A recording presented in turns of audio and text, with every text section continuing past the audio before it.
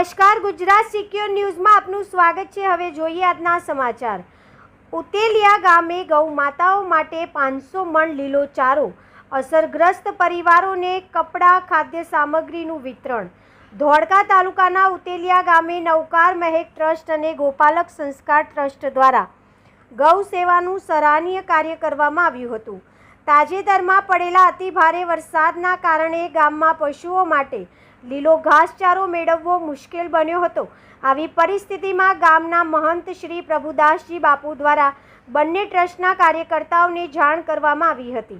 મહંત શ્રીની રજૂઆતના પગલે નવકાર મહેક ટ્રસ્ટ અને ગોપાલક સંસ્કાર ટ્રસ્ટ દ્વારા 500 મણ જેટલો લીલો સહટીયો ઘાસચારો ઉતેલિયા ગામે પહોંચાડવામાં આવ્યો હતો। આ ઘાસચારો ગૌ માતાઓને અર્પણ કરવામાં આવતા પશુપાલકોમાં રાહત જોવા મળી હતી।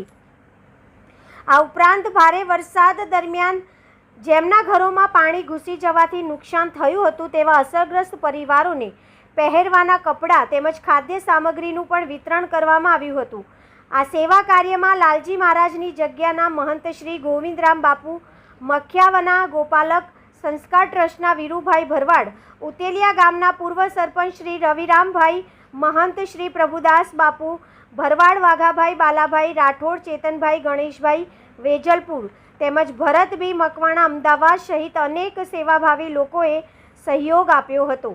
Reporter Ramesh Solanki, Gujarat secure news, ઉતેલિયા।